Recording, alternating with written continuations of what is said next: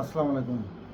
নির্বাচন হয়ে গেছে, সরকার ক্ষমতায়, মন্ত্রণালয় বন্টন হয়ে গেছে, সমস্ত এলাকায় বাংলাদেশ ব্যাংক বন্টন হয়ে গেছে, প্রাইভেট ব্যাংকগুলো বন্টন হয়ে গেছে, বিভিন্ন সেক্টর, ক্রিকেট বোর্ড বন্টন হয়ে গেছে, যার যার TV, electric media, print media, press, সমস্ত জায়গাগুলো বন্টন হয়ে গেছে। তাদের লোক নিশ্চিত নিরাপদ পদে, একবারে জেলা প্রশাসক থেকে শুরু করে আইন শৃঙ্খলা বাহিনীর ডিসি, এসপি, সমস্ত জায়গায় বন্টনে তাদের লোক একেবারে নিরাপদে নিশ্চিতে চেয়ারে বসে দীর্ঘশ্বাস ফেলে এমনভাবে হেলান দিয়ে পায়ের উপরে পা তুলে বসেছে যেন 17 বৎসরের জমানো পাথর, জঞ্জাল তাদের বুক থেকে নেমে গেছে। তাদের বুক এখন হালকা, এখন নিরাপদে অর্থ কামাও, বিলাসী জীবন যৌবন আবার পুনরুদ্ধার করো, লালসায়। ওই যে নারী পাচার শুরু হয়ে গেছে, ঢাকাস্থ যেসব বড় বড় নেতা লোকালের থেকে নারী পাচার, নারী পাঠাও, নিত্য নতুন নারী পাঠাও তাদের কাছে শুরু হয়ে গেছে। তাদের অর্থের যত ধরনের, জুলাই আসছে, পিকনিকের সময় হয়ে আসছে, জুলাই আসছে, কার ক্ষেত্রে, কার মন্ত্রণালয়ের, কার কী বাবদ কত হাজার হাজার কোটি টাকা বরাদ্দ আসবে, বরাদ্দ আসার সাথে সাথে টাকা বরাদ্দ দাও, প্রকল্প হাতে নাও, আমার অর্থ ছাড় দাও, আমার কাজ শুরু হয়ে গেল আবার সেই বন্টন পদ্ধতি। মানে এক মহা উৎসব জীবনযাপনের, এতটা উদাসী, এতটা আনন্দ উৎসবে মেতে পড়া মাতোয়ারা, যে বিগ ড্রাম বাজছে, মিউজিকের তালে নাচতে নাচতে এতটা উন্মাদ যে কর্ণের কাপড় খুলে গেল, না গায়েরটা খুললো, নাকি জাঙ্গিয়াটা খুললো, নাকি পরনটা সব কিছু ঠিক রেখে কেউ নিচের থেকে বিসি কেটে নিয়ে গেল, সেটাও সম্ভবত তাদের আর দৃষ্টির ভিতরে নাই। যদি বিন্দু মাত্র থাকতো তাহলে জঙ্গল সলমপুরে এত বড় কলঙ্কময় অধ্যায়, বিএনপির রাষ্ট্র ক্ষমতায়, বিএনপির সরকার ক্ষমতায় এত বড় একটি কলঙ্কিত অধ্যায় সৃষ্টি হতো না, তৈরি হতো না। কত বড় নির্লজ্জ ঘটনা, যেটা কলঙ্কের কালিতে লেপন থাকবে যুগ যুগ, শত বৎসর। যে তখন বিএনপির ক্ষমতা ছিল, তারেক রহমান প্রধানমন্ত্রী ছিল, সেই অবস্থায় জঙ্গল সলিমপুরে যৌথ বাহিনীর ক্যাম্পে সন্ত্রাসীদের আক্রমণ হয়েছে, হতাহত হয়েছে, অস্ত্র লুট হয়েছে, এবং তাদের ক্যাম্প বুলডোজার দিয়ে মাটির সাথে মিশিয়ে দেওয়া হয়েছে। কত বড় ঘৃণিত, কত বড় কলঙ্কময় একটি অধ্যায় এখানে রচিত হলো। এর এই উদাসীনতায় নির্মলানন্দ গুণের একটা কবিতা আছে, দেখবেন যে রেড কোর্সের বিরুদ্ধে রেড কোর্স, প্রেমের বিরুদ্ধে প্রেমের, দ্রোহের বিরুদ্ধে দ্রোহ, খুনের বিরুদ্ধে খুন, রাষ্ট্রের বিরুদ্ধে রাষ্ট্র, সংগ্রামের বিরুদ্ধে সংগ্রাম। এই যে বিরোধিতা, বিরুদ্ধে, এই বিরোধিতা আমাদের আত্মাকে এতটা কলুষিত, বন্ধ করে দিয়েছে যে আমরা শুধু বিরোধীর বিরুদ্ধে নদীর বিরুদ্ধে নদী, দর্শনের বিরুদ্ধে দর্শন, ধর্ষণের বিরুদ্ধে ধর্ষণ, হত্যার বিরুদ্ধে হত্যা, খুনের বিরুদ্ধে খুন, বক্তৃতার বিরুদ্ধে বক্তৃতা, সমস্ত মাঠের বিরুদ্ধে, যুদ্ধ মাঠের বিরুদ্ধে যুদ্ধ মাঠ, ৭১-এর বিরুদ্ধে ৭১, স্বাধীনতার বিরুদ্ধে স্বাধীনতা, ৭১-এর স্বাধীনতা, ২৪-এর স্বাধীনতা। এই যে স্বাধীনতার বিরুদ্ধে স্বাধীনতা আমাদের করতেই হবে। আওয়ামী লীগ সরকার টিসিবি নামে একটি কার্ড দিয়ে গেছিল, টিসিবি কার্ড, মানুষ উপকৃত হচ্ছিল, এখনও হচ্ছে, কিন্তু সেই কার্ডের বিরুদ্ধে এত কার্ডের উন্মাদনা ছড়িয়ে পড়ল। কার্ডের বিরুদ্ধে কার্ড নিতেই হবে আমাদেরকে। এই যে বিরুদ্ধচারণ করা, এই যে বিরোধিতা করা, এই দিকে ধাবিত হয়ে, মানে একজনকে দাবড়াতে গিয়ে শুধু তার পিছনে দৌড়াতে দৌড়াতে দৌড়াতে দৌড়াতে এত দূরে চলে যাওয়া যায়, তিনি যখন নদীতে ঝাঁপ দিয়ে পড়ে আত্মহতি দেবেন, তাহলে পিছনে দৌড়াতে দৌড়াতে সেও মনে কি আত্মহতি দেবেন? মানে সরকারের উদাসীনতার কথা বলছিলাম, সরকারের বিরোধিতার কথা বলছিলাম, সরকারের একেবারে হেলান দিয়ে উদাসীনতার কথা বলছিলাম। সরকার কতটা দেউলিয়া হয়ে পড়লে চারিদিক হারিয়ে শুধু সে তার একটি জায়গাকে ধরে রাখার চেষ্টা, সেটা হচ্ছে ক্ষমতা। দল ক্ষমতায় আছে, এটাই তাদের মোক্ষম উদ্দেশ্য। তারা রাজনীতি হারিয়ে ফেলেছে। 4 মাসের ভিতরে বিএনপি রাজনীতি সম্পূর্ণভাবে হারিয়ে ফেলেছে। 15 বছর ধরে যারা যে মানুষগুলো বিএনপির পথ চেয়েছিল, বিএনপি ক্ষমতায় আসলে দেশের জন্য কাজ করবে, তারা রাজনীতির মাধ্যমে দেশের পক্ষে ভূমিকা রাখবে, সমস্ত আশা আকাঙ্ক্ষার মুখে চুনকালি মেরে একেবারে পাথর কুচি দিয়ে সেখানে ঢালাই মেরে দেওয়া হয়েছে 4 মাসের ভিতরেই। এই যে জনগণ থেকে নীরবে বিচ্ছিন্ন হয়ে পড়া, কার্ড বিতরণ করে মানুষকে কার্ডের দিকে ধাবিত করা, কিন্তু রাজনৈতিক যে কলাকৌশল, যে মানুষকে নিয়ে মানুষের সাথে তাল মিলিয়ে থাকার যে মহাসমারোহ, রাজনৈতিক যে উৎসাহ উদ্দীপনার জায়গাটা জনগণের মাঝে দাঁড়িয়ে, সেখান থেকে সরকার এত দূরে বিচ্যুতি হয়ে পড়েছে যে সরকার এবং জনগণ পুরোপুরি যেন 2 ভাগ। ওই খুঁতি আছে না, আমাদের ছোটকালে আমরা শুনলাম খুঁতিকে নাকি খোদা তাআলা সৃষ্টির পরে ধন ভাগ করতে দিয়েছিল। ধন তার সামনে দিয়ে বলেছিল, খুঁতি তুমি ধনগুলো ভাগ করে নাও।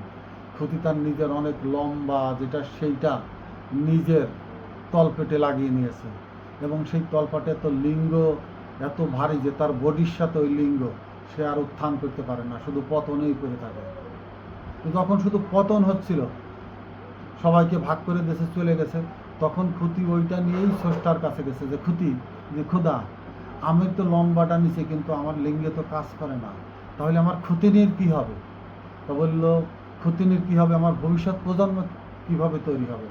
তখন সে বলল যে তোমার কাছেই তো ভাগ করে দিয়েছিলাম, তুমি যেহেতু ভাগ করে বড়টা নিয়ে ফেলেছো, তো তোমার খুঁতিনিদের যন্ত্রণা এবং তোমার ভবিষ্যৎ প্রজন্মের বাড়াবার জন্য তোমার ওইটাই আর কাজ করবে না, তোমার খুঁতিনিকে তুমি খচ্চরের কাছে পাঠাবা।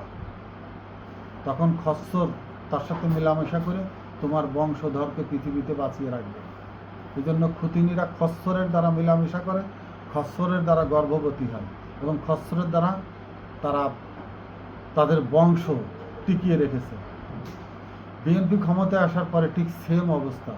তাদের হাতে বন্টন পাওয়ার পরে তারা সবচেয়ে বড়টা এমনভাবে দখল করে নিল যে এক সময় এই দখলের ভারে তারা এতটা নুজ্জ হয়ে পড়বে যে তাদের সেই ভারত্ব বহন করতে গিয়ে এই দেশের ভারত্ব তারা আর বহন করতে পারবে না। তখন তাদের কি করতে হবে? তারা যখন বলবে আমাদের দল আমরা কিভাবে চালাবো, তখন সেই স্রষ্টা বলবে যে তোমরা এনসিপির কাছে যাও, তোমরা জামাতের কাছে যাও, তোমরা শিবিরের কাছে যাও, তারা তোমাদের দলকে রক্ষা করবার দায়িত্ব নেবে, তোমাদেরকে বাঁচিয়ে রাখবে। কি বলতে চাচ্ছি বোঝা গেছে? বুঝতে পারছেন? বিএনপির এত বড় একটা দেউলাত্ব, এত বড় একটা জনবিচ্ছিন্ন হয়ে পড়া, তারা সবচেয়ে আদর্শের জায়গাগুলো, সংগঠনগুলো নিয়তিগত বা কর্মগতভাবে এখনো সংগঠনগুলো দাঁড় করাতে পারেনি। এনসিপি অনেকে বলে জুলাই আগস্টের সংগ্রামের পর এনসিপিরা রাজনৈতিক সংগঠন করেছে, তাদের নেতারা জামাতের সাথে সংসদে গেছে এবং তাদের রাজনৈতিক চিন্তাধারা কর্মকাণ্ড সংসদে ওই কয়েকজনের ভিতরে সীমিত হয়ে পড়েছে। কিন্তু না, এনসিপির আন্দোলন অব্যাহত রয়েছে। 36শে আগস্ট বলেন বা আগস্টের 6 তারিখ বলেন, 5 তারিখে শেখ হাসিনা পালিয়ে গেলেই এনসিপির যে আন্দোলন, সেটার সবে মাত্র চূড়ান্ত ধাপের একটি ধাপ পূর্ণ হয়েছে। একটি ধাপকে তারা ওখানে স্থগিত রেখে একটি বিরতি নিয়েছে। বিরতিটা কি? কয়েকজন লোক জামাতের সাথে সম্মিলিতভাবে নির্বাচন করে সংসদে অংশগ্রহণ করেছে মাত্র, কিন্তু তাদের মূল কনভয়, মূল যাত্রী, মূল শতদল, মূল রণতরী তাদের বেয়ে চলছে, সামনে আগাচ্ছে। তাদের অভিযান, তাদের অগ্রগামী, তাদের যে রণযান দামামা, সেটা তারা চলমান রেখেছে।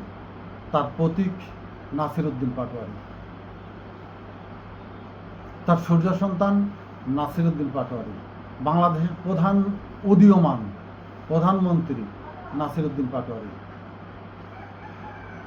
জিনেদার রাশেদ খানকে বিএনপিতে এনেছে। একটি কুলাঙ্গার বললেও ভুল হবে, কুলাঙ্গারও না, মানে এদের কোনো সংজ্ঞাই চলে না, এদের কোনো রূপক নাম দিয়েই ব্যাখ্যা করা সম্ভব না এদেরকে।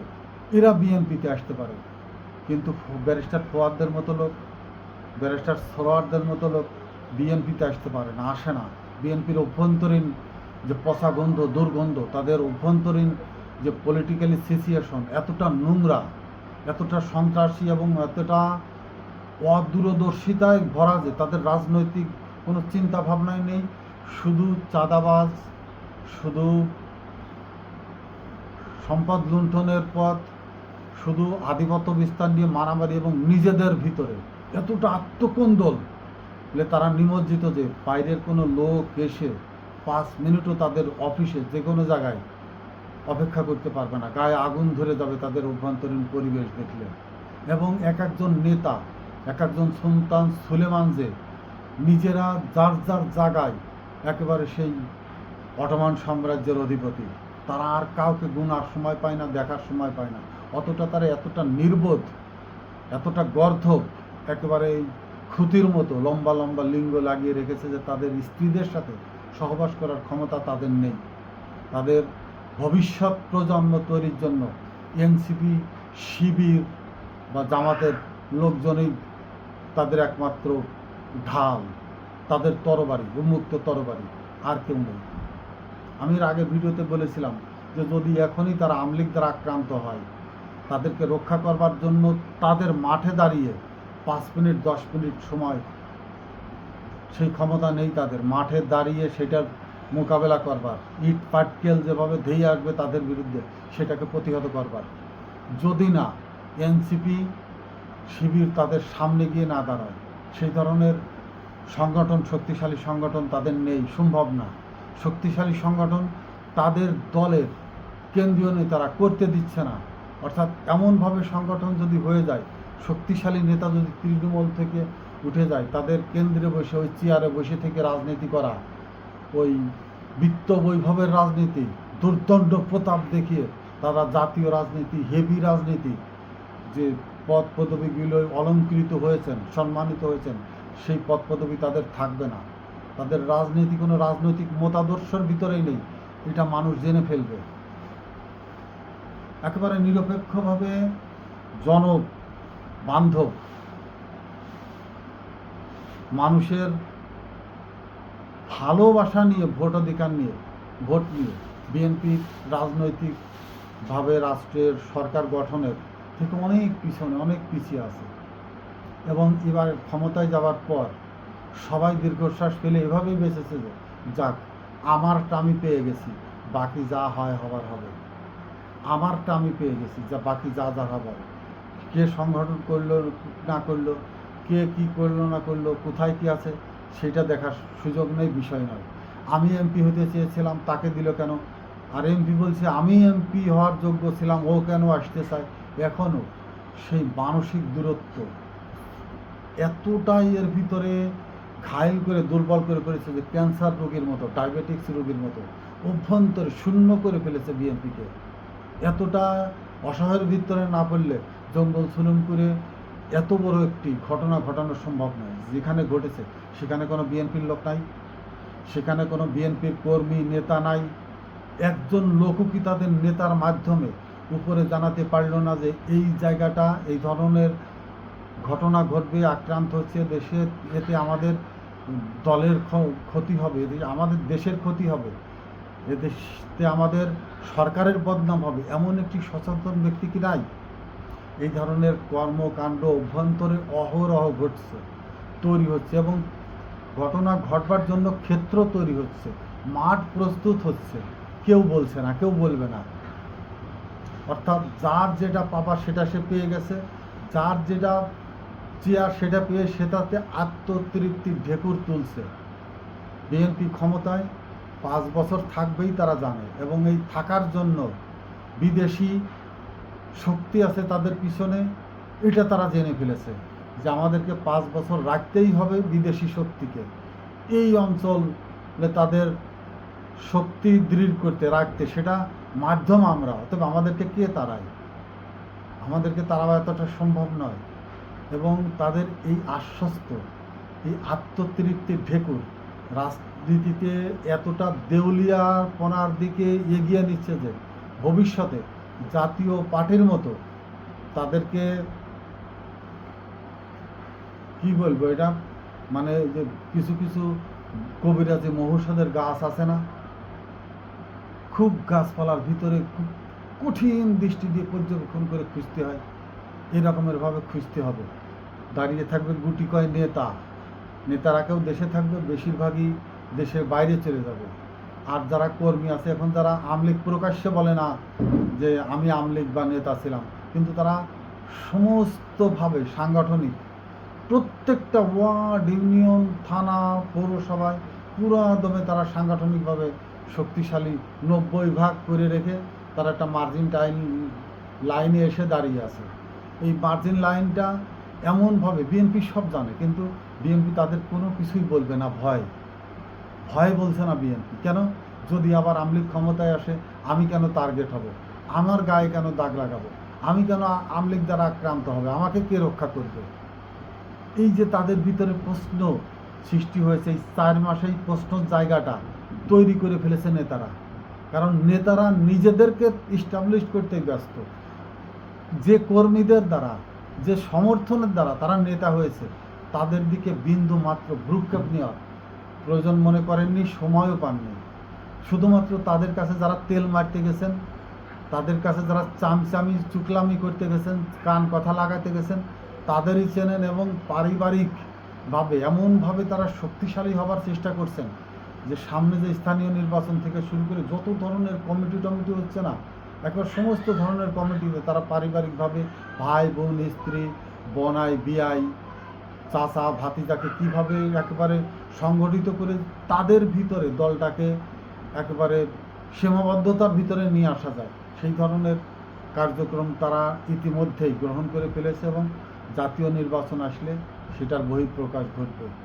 এই যে দেউলিয়াত্বের মহাসমারোহ, ঈদ উৎসবের মতো চালাচ্ছে তারা গুটি কয় মানুষ, পুরা দেশ কিন্তু তাদের থেকে বিচ্ছিন্ন, সাধারণ মানুষ তাদের থেকে সম্পূর্ণ বিচ্ছিন্ন। এটা বিএনপির হাইকমান্ড জানে কিনা আমি জানি না, হয়তো এটা সলিমপুরের ঘটনার পরে তাদের কানে যাওয়া উচিত এবং তাদের সজাগ থাকা উচিত যে মাঠ পর্যায়ে আমাদের নেতারা দলের জন্য কাজ করছে নাকি জনগণের জন্য কাজ করছে, নাকি সরকারের জন্য কাজ করছে, নাকি দেশের জন্য কাজ করছে, নাকি অন্য কোনো দলের এজেন্ডা নিয়ে তারা সরকারের ভিতরে ঘাপটি মেরে বসে আছে। আমার দল করছে তারা, কিন্তু আসলে কোন দলের লোক তারা, এইটা বিএনপি সুচারুভাবে একেবারে চোখে আঙুল ধরিয়ে দেখিয়ে দিয়ে গেল যে কে বিএনপির লোক তোমার লোক, কে বাইরের লোক তোমার দলের ভিতরে বসে সমস্ত সুযোগ সুবিধা লুণ্ঠন করছে, ভোগ করছে, এবং তোমার দলকে দুর্বল করে রাখার জন্য, আরও দুর্বল করবার জন্য সচেষ্ট ভূমিকা পালন করছে, যদি বিএনপির বোধোদয় হয়। আসসালামু আলাইকুম।